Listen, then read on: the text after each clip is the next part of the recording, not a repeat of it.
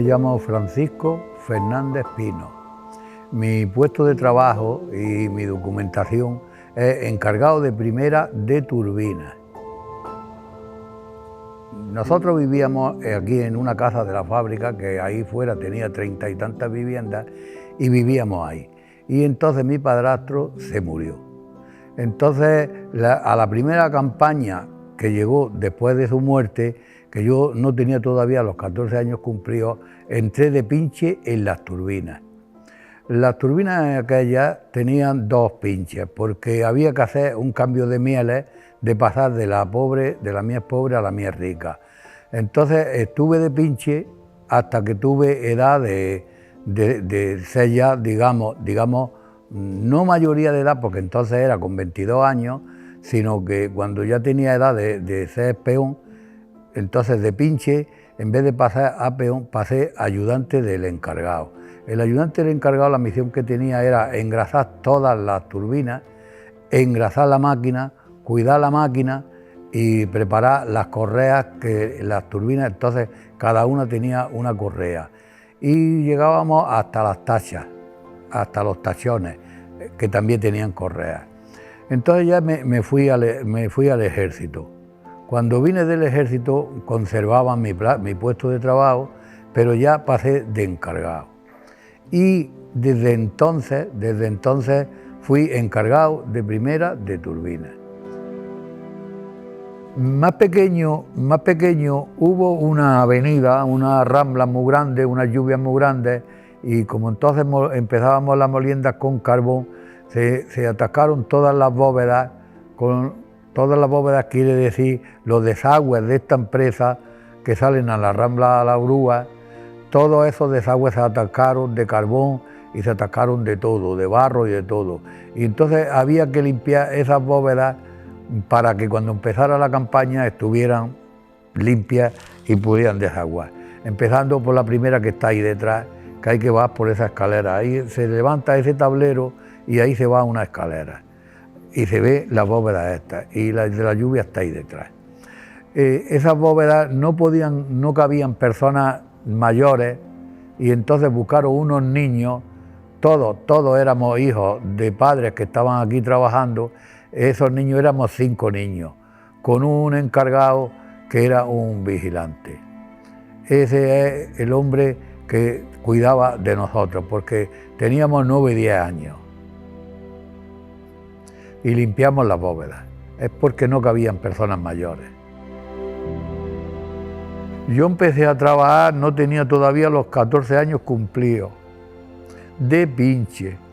Entonces había pinches en el laboratorio, había pinches en las tachas, había pinches en las turbinas, había pinches en la portería para meter los desayunos y las meriendas o las cenas a las personas que trabajaban, porque había personas que de un trabajo venían a otro, porque esto era una empresa de campaña y las personas podían trabajar en el campo, en la construcción, donde sea, y luego venían a su trabajo, y entonces su familia o le alargaba la comida o el desayuno, y unos pinches que había en la portería los metían al departamento donde ellos decían que llevaran con nombre y apellido. Este es el desayuno para Francisco Fernández Pino, que está en turbina.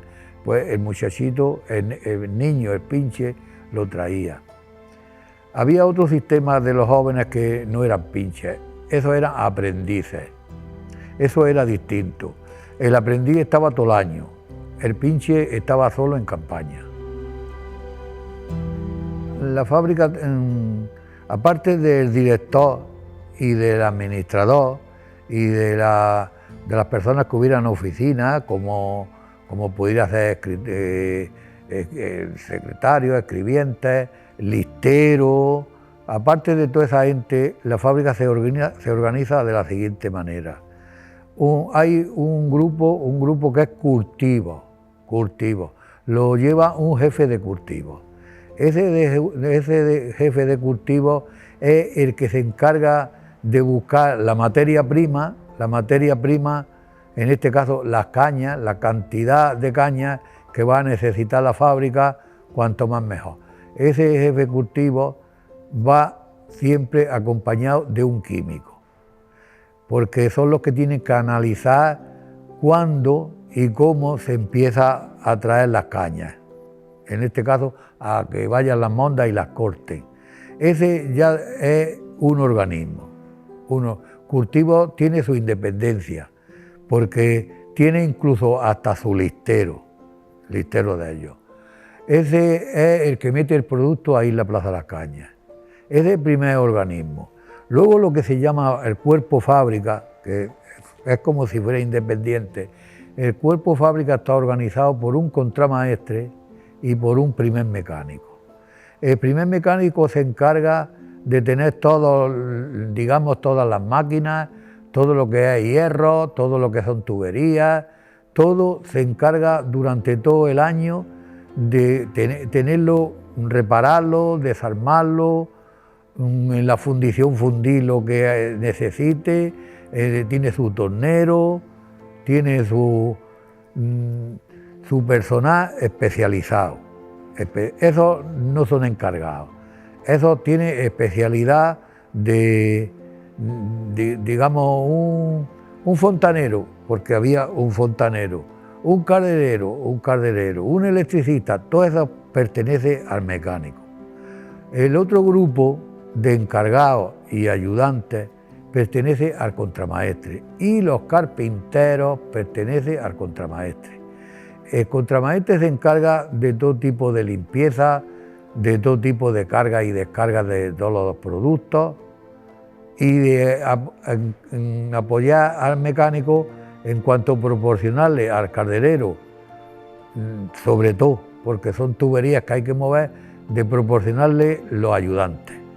Que un calderero necesita un ayudante, pues se lo tiene que ceder, el mecánico se lo pide al contramaestre, el contramaestre dice fulano y fulano, de ayudante con el calderero tal, o con el otro, y así es como se organiza. Esos son los puestos de trabajo. Cuando hablamos de secciones nos referimos, por ejemplo, que Las Cañas empieza por la Plaza de las Cañas, que está claro, y pasa por Los Molinos, que esta es la primera sección donde tiene entrada. De aquí pasaríamos allí arriba a las prensas, que son no sé si lo habéis visto. Ahora después se hace de otra manera, ¿no? Cuando hicimos la reparación cambiamos, pero de Los Molinos el jarabe, que no era jarabe, era jugo con mucha agua, porque para aprovechar el azúcar que lleva la caña hay que echarle mucha agua aquí en Los Molinos. Entonces allí pasa a prensa. Allí se quedan los residuos que traen las cañas en las prensas. De las prensas pasa a unos calentadores que hay ahí arriba. De los calentadores pasa a filtros. De filtros pasa a evaporación.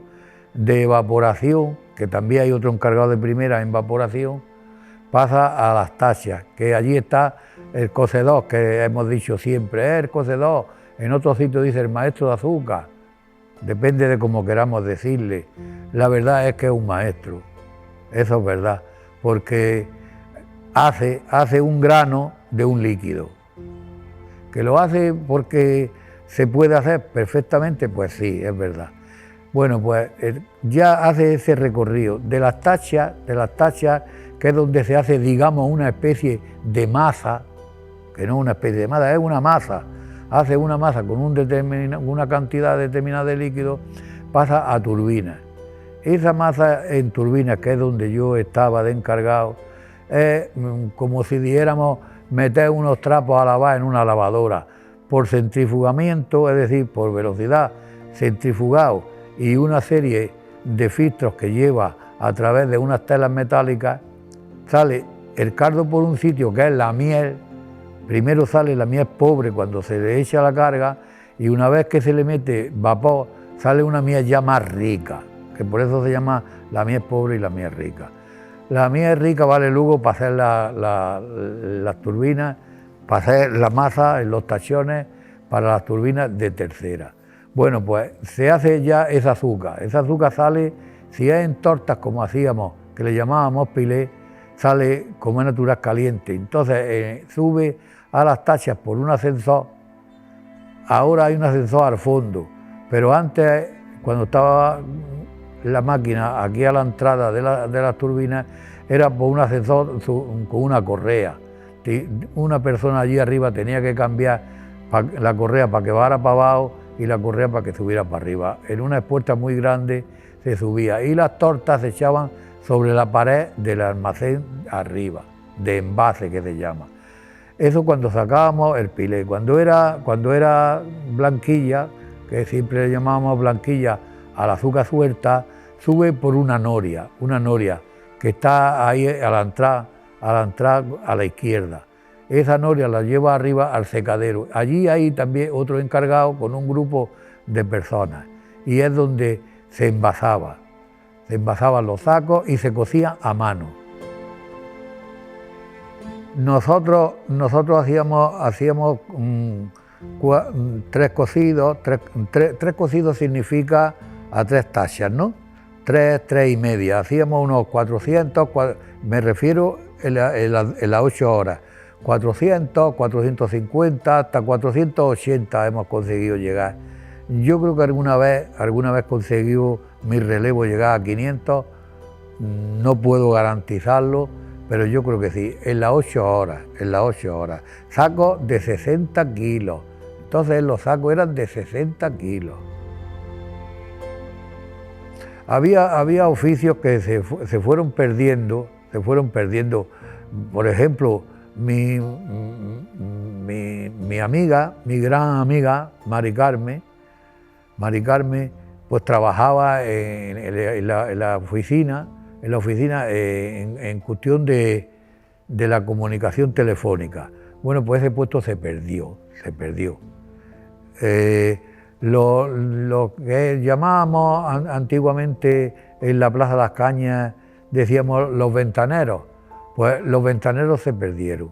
Los ventaneros se perdieron porque echaban las cañas a mano al conductor. Cuando ya se trajeron los tractores, pues ya no había ventaneros, porque las cañas ya las echaban los tractoristas. Los turrilleros eran dos pinches en cada relevo, estaban también en la Plaza de las Cañas, porque entonces no se quemaban las cañas.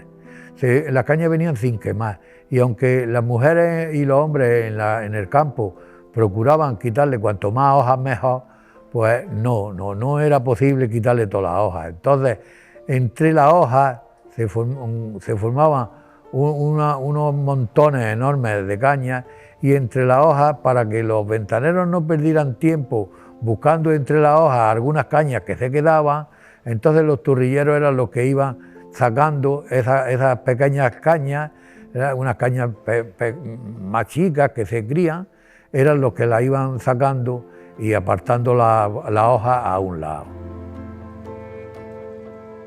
Las relaciones con todos mis compañeros hasta ahora es extraordinaria. Hay que tener en cuenta que en la fábrica todos íbamos entrando a trabajar a través de que nuestros familiares ya estaban. Entonces éramos y vivíamos ahí en la fábrica, en el barrio que le decimos, éramos 37 viviendas. Era 37 familias que vivían ahí, que se criaban los niños juntos, todos nos criábamos juntos, que jugábamos juntos y que nuestros padres trabajaban todos aquí juntos. Entonces, cuando veníamos aquí ya nos conocíamos. Eran muy pocas las personas que no vivieran ahí, muy pocas, porque la fábrica te proporcionaba, en aquella época, una luz gratis, porque es la instalación de la fábrica, una vivienda que yo entré pagando 50 pesetas, al final terminé pagando 100 pesetas, pero 50 pesetas de renta que en ningún sitio lo ibas a encontrar igual, y tan cerquita del trabajo, no tienes que cambiarte de ropa para ir a venir al trabajo. Entonces se tenía una hora para comer. ¿Qué hacíamos? Pues que íbamos a nuestra casa, comíamos y volvíamos sin cambiarte de ropa. Era una facilidad enorme, por eso todas las casas estaban llenas, es decir, estaban ocupadas todas las casas. Por lo tanto, nos conocíamos todos y era una relación fuera y dentro. un director que se llamaba Don Luis, tuvo un niño o una niña, ya no me acuerdo bien, y decidió celebrar el bautizo ahí en donde comíamos, en el comedor. Y primero que nos ha reunido y allí lo celebramos, el bautizo. Y estuvimos pues todos en una fiesta buena. Es decir, que son las únicas anécdotas. Luego hay anécdotas en los trabajos, como en todos sitios donde se trabaja.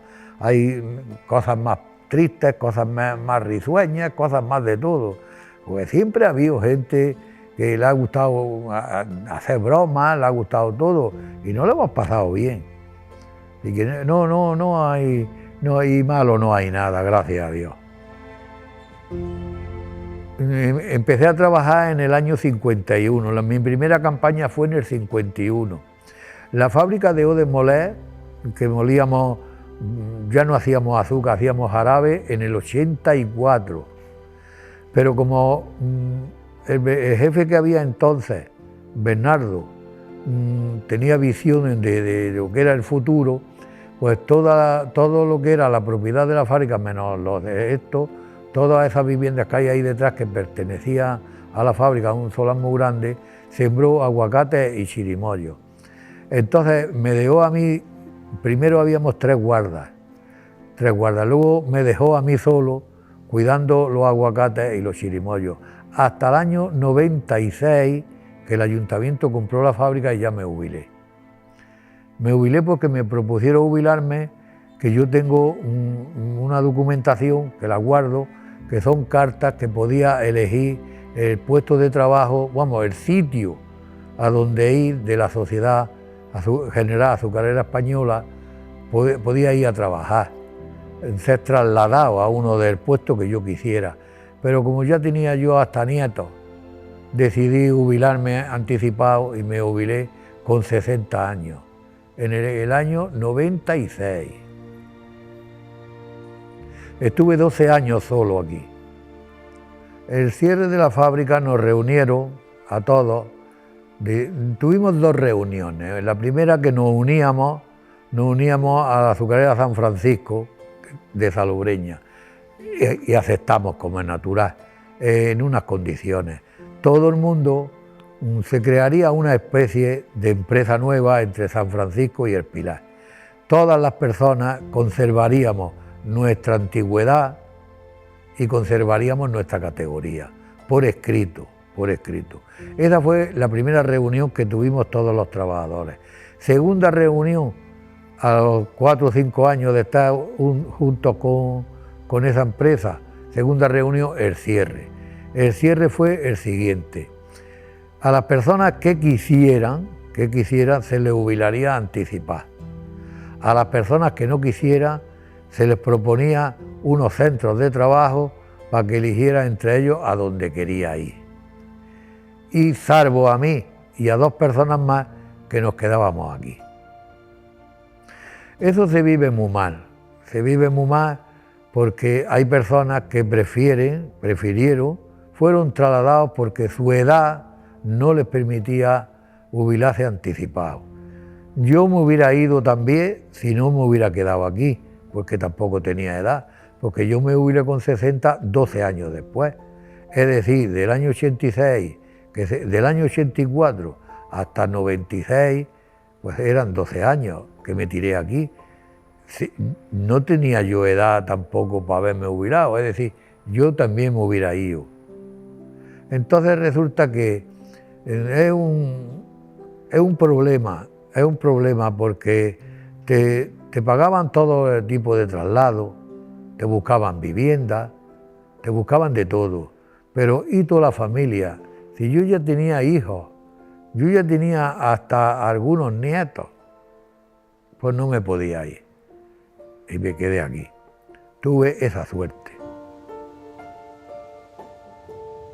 Aquí, con este trabajo, he criado mi familia. 8 hijos. La fábrica terminó de moler en el 84. Yo seguí aquí.